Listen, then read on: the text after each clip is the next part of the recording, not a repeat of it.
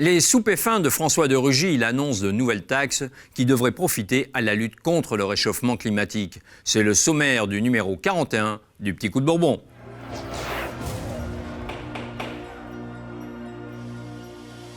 Les homards de François de Rugy auront-ils le même effet sur l'avenir politique du ministre de l'écologie que les costumes de François Fillon en ont eu sur le destin de l'ancien champion de la droite? La question est posée depuis les révélations de Mediapart sur certains dîners que l'ancien président de l'Assemblée nationale a donné à l'hôtel de l'AC entre octobre 2017 et juin 2018. À l'évidence, malgré ses convictions écologistes, l'intéressé ne se contentait pas de 3 radis et 2 cuillères de riz complet pour souper. Halte là, il ne s'agissait pas d'une bonne bouffe entre amis aux frais de la princesse, de la République, se défend le ministre. C'était le boulot. J'assume totalement qu'un président de l'Assemblée nationale, comme un ministre, rencontre dans un cadre informel, le soir dans des dîners, en plus des déjeuners le midi, parfois même des petits déjeuners, des responsables d'entreprise, des responsables de la culture, des responsables de l'université. On reproche souvent aux hommes et aux femmes politiques d'être coupés, d'être que dans leur monde politique, d'être dans une forme de bulle politique. Certains auraient dit qu'il suffisait de traverser la rue pour se reconnecter au réel, mais François de Rugy et son épouse en pincent davantage pour le homard et le pomard. À l'Assemblée nationale, cette évocation des frasques de l'ancien président met mal à l'aise. Côté opposition, le cri est unanime. François de Rugy doit sortir son carnet de chèques. Bien, si j'étais à sa place, je rembourserais. Il doit y avoir de la transparence, pas simplement pour les députés dont vous savez que l'IFM est épluché, c'est bien normal, pour les ministres, pour tous ceux qui sont en charge des plus hautes responsabilités. Personnellement, je n'ai fait aucune dépense pour inviter des amis au restaurant, manger avec ma compagne dans les palais de la République, donc ça, l'ancien président de l'Assemblée nationale, savoir si les dépenses qu'il a engagées et qu'il a fait engager à l'institution de l'Assemblée nationale correspondent aux standards qu'il a imposés lui-même aux députés. Et si ce n'est pas le cas, il doit les rembourser, bien évidemment. Ça vous choque ou pas ? Ça me choque comme ça choque l'ensemble des Français, oui, bien sûr. Je comprends que l'opinion publique puisse être choquée. On a beaucoup parlé de pouvoir d'achat ces derniers mois, de difficultés des Français à joindre les deux bouts et je comprends que l'on puisse être choqué.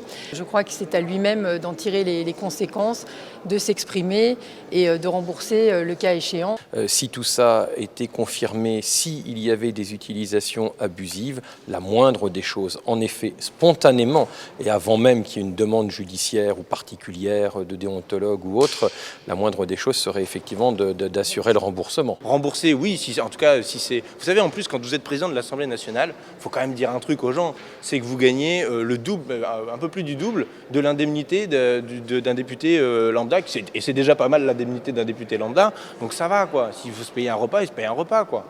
Donc oui, ça serait le minimum syndical s'il a reçu des gens qui n'avaient rien à voir avec sa fonction présidentielle. Du côté de La République En Marche, on affecte ne pas être au courant.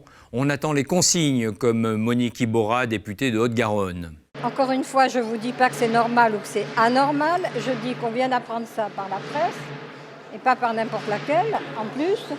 Et qu'on n'a pas eu de rencontre, on n'en a pas discuté en groupe. Quant à Danielle Brûlebois, pourtant membre du bureau de l'Assemblée nationale, c'est bien simple, elle n'a rien vu. C'est ballot. Je fais partie du bureau de l'Assemblée nationale et tout ce qui se passe à l'hôtel de l'AC est vérifié. Je n'ai pas été au courant de quelques habits. Non, je n'ai pas lu l'article de Mediapart. D'ores et déjà, l'affaire a fait une première victime, la directrice de cabinet du ministre, Nicole Klein, dont Mediapart vient de révéler les indélicatesses.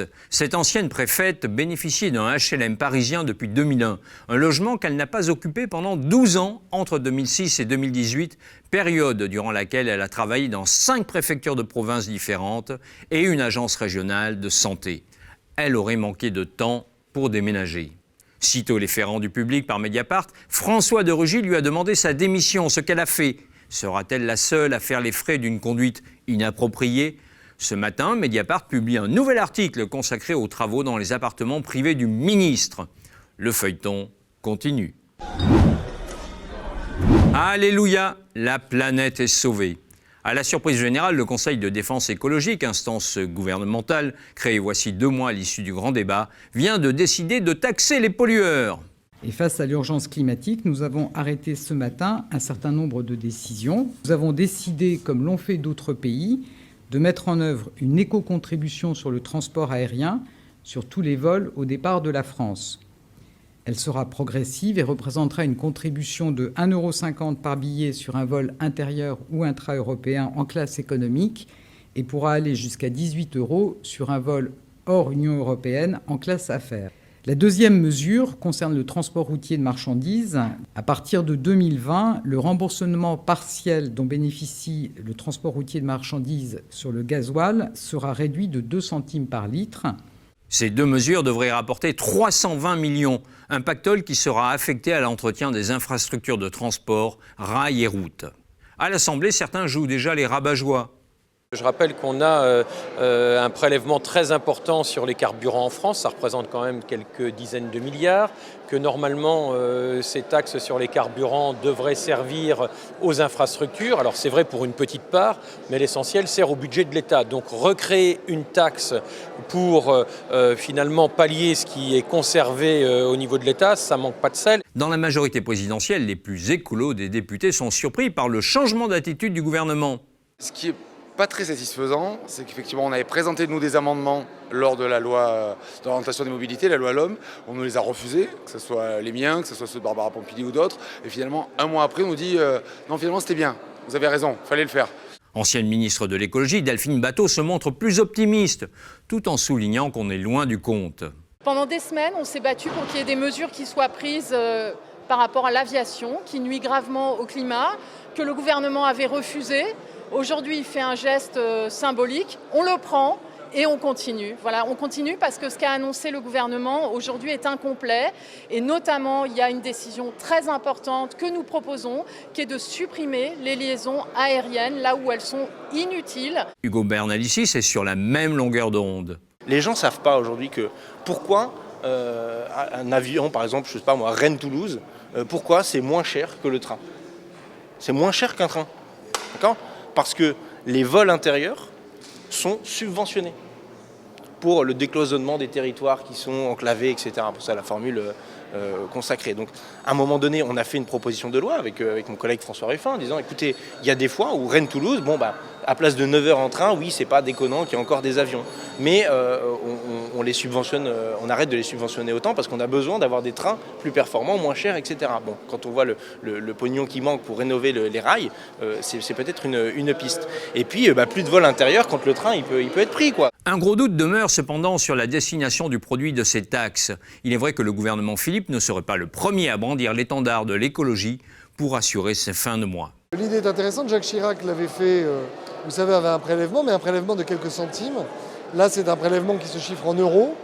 Il va falloir nous expliquer exactement où ira cet argent et si ça va effectivement à la lutte contre le réchauffement climatique, c'est-à-dire à la baisse des gaz à effet de serre. C'est une bonne décision. Je crois que maintenant, il faut se préoccuper de savoir à quoi l'argent de ces taxes ira. Notre souhait, c'est que ça aille évidemment à la transition écologique, que ce ne soit pas une taxe pour renflouer les caisses de l'État.